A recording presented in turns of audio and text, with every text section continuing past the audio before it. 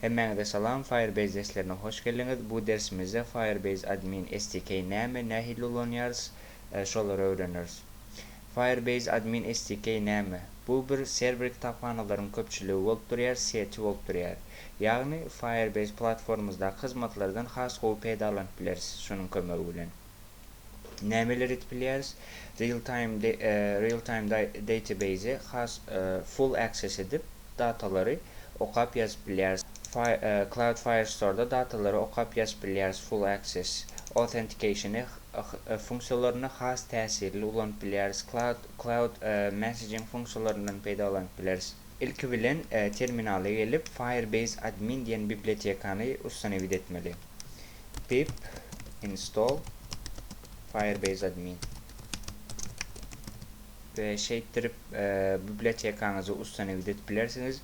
Men ders 4 diyen bir Python file öğrettim. Şu yerde kodlarımı yazarım şu derse değişli. Biz bugün Cloud Firestore'da ne edip database öğretmeli, database okumak, yazmak, update etmek yalık fonksiyonları işleriz, öğreniriz ve Firebase admin'in kömegi bilen. İlki bilen onun için Firebase projektin içinde Firestore'u öğretmeli. Onun için men browser'ıma varıp geçen dersimizdeki projektimde men ders 3 adlı şu yerde Firestore öğretecek ve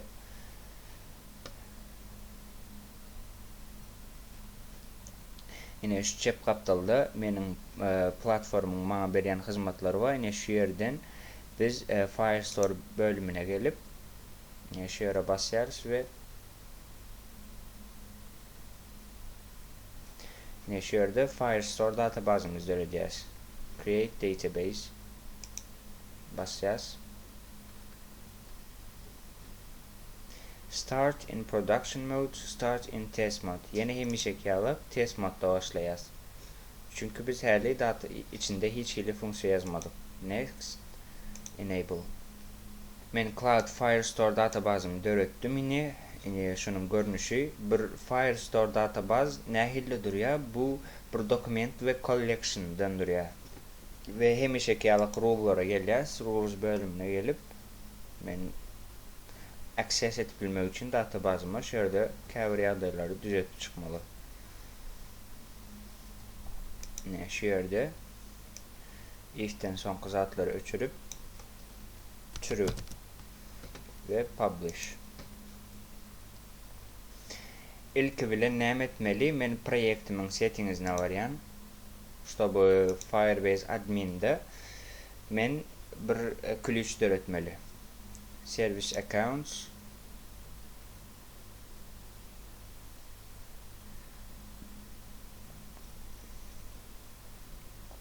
ne şu yerde men Firebase admin SDK'min klücünü öğretip bilýän bana Python kodları gerek ve şöyle kopyalayan koduma gelýän style edýän ve generate new private key diye şöyle basıp biz klücümüzü öğretýäs. Özü skaçaýt edýär häzir bir JSON file'da klücümüz bolýar. Menin klücüm skaçaýt edildi ve zagruzki papkama barıp yine şu yerdeki JSON file'ımı kopyalayan ve menin Firebase tutorial adlı papkamın içine barıp şöyle koyan. Yani ders 4 adlı Python file'ımız nerede olsa şotaya. Men adını yükleyin.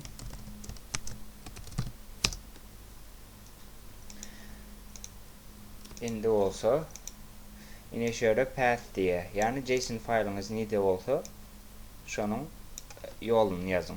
Meninki shower papkanın içinde olansan dine adını yazmağım yeterli. Firebase admin SDK. Okay.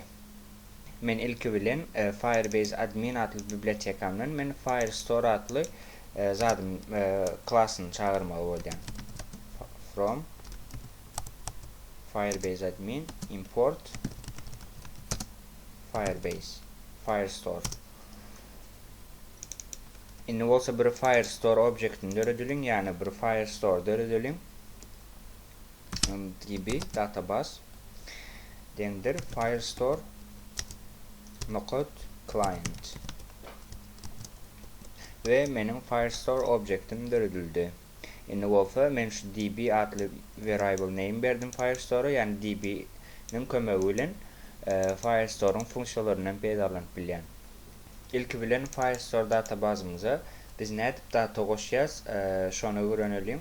Onun için men bir variable name alayım ve databazım nokot collection ve geçen dersimizde de students adlı bir table döretipdik real time database'de. Yine bir students deyip indi olsa Firestore'da döredelim ve nokot document aytışmayalık Firestore databazı bir collection ve dokumentlerden duruyor. Yani dataları şurayalık formatta store ediyor.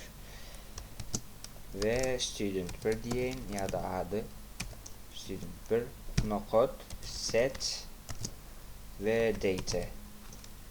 Benim şu an elimde datam yok. Şunun için ben bir data adlı bir dictionary file'da hemişekiyalı zat döredeyin, data döredeyin. Bir okuçunun nämesi bolup bilýär, ady bolup bilýär, başga nämesi ID'si bolup bilýär diýelim. Birem eger men kodum şu ýagdaýda işletsem ve maňa hiç error çıkarmasa, diýmek ki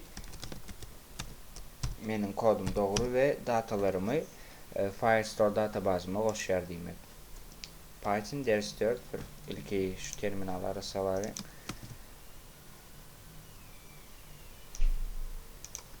Python ders 4 nokot py ve hiç error çıkmadı. Diýmek ki menin databazyma dataları goşdy.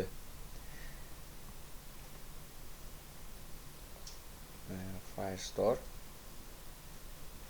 bir yerde olsa datalarım duruyor. Students adlı table'ım döredildi ve o taydanım documents'tenim.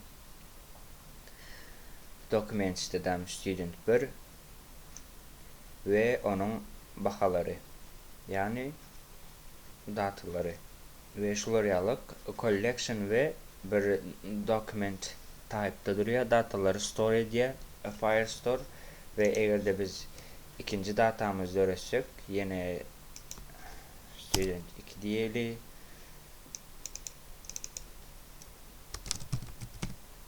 diyeli random sanlar eğer kodum yeni işletsem ve maňa student 2'ni hem yine şonun aşağıdan goşar. Hiç error çıkmasa. Ve görüşümüz yalık yine student 2 berdi ve onun eğer üstüne bassam ben onun bakalarını görürüm. Ve şeytirip biz Firestore databazımıza datalar goşup bilýäris. Datalar nädip update edýär? Şöyle setlerde eğer update etsek, update student 2'ni name'de misal üçün ID'sine mütkedelim. Eğer kodumu işletsem şu ýagdaýda men update funksiyasının kömegi bilen student 2'min bakalarını update etip bilýän, update etip bilýän täzeler.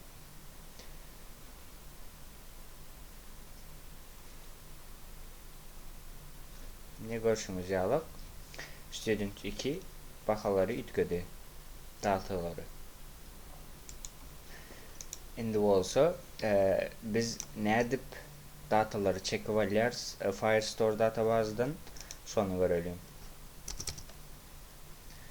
İlki şunu komentariýa alayım. Bolmasy her kodumu işledenimde maňa student 2 diýip diňe update edip durar. Yani şu funksiyasy ýerine işlep durardy. Biz Firestore databazyna nädip dataları çekýäris? Onun üçin Firestore'un stream diýen funksiýasyndan peýdalanýarys ve haýsy collection'y çekmekçi şonu görkezmeli. Men students diýen bir collection'ym bar diňe, şonuň üçin şonu görkezjek ve stream funksiyası.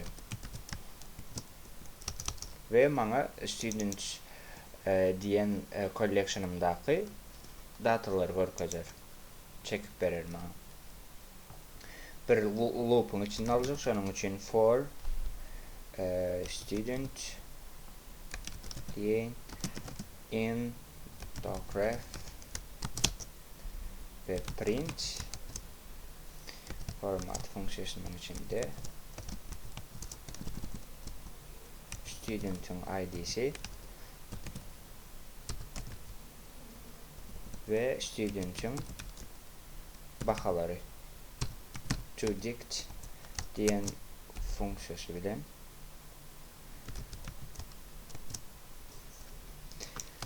ben kodumu işletsem bana aşağıda terminalda students diyen collection'ın datalarını çıkartıp verir. Şunu yukarı çekelim. Şimdi görüşünüz alıp student 1 yani id'si birinci datamın yani dokumentteki ve ikinci student 1'in bakaları ve student 2'nin bakaları ve şu görünüşte yani stream fonksiyonunu kömürüyle biz datalarımızı çekebiliriz. İndi bolsa Firestore databazımızdan ne dip dataları ayırmalı, udal etmeli şoları görelim. İlk veren ben şöyle komentari alayım. Ben misal için student 1'i udal edecek diyen. Onun için document yani student 1'in dokumentini arayın. Student 1 ve nokot delete fonksiyonu bilen biz ayırtabiliriz, udal edebiliriz. Eğer ilk verilen benim şu student 1'in databazımda dolmuş onu görelim. Yine görüşünüzü alıp benim student 1'im var databazımda, Firestore databazımda. Eğer ben şu Python failimi işletsem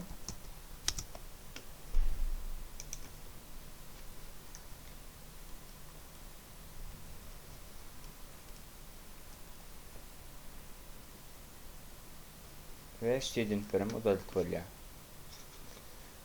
Görüşünüzü alıp bir Firestore'da databazlarına dataları netip koşmalı, netip update, netip udal etmeli, netip dataları almalı şoları gördük ve indiki dersimizde olsa Firebase admin'in beyleki fonksiyonlarını görürüz. Authentication real-time database ile netip işleşmeli. İndiki dersimizde çelli, hoş kalın, sağ olun.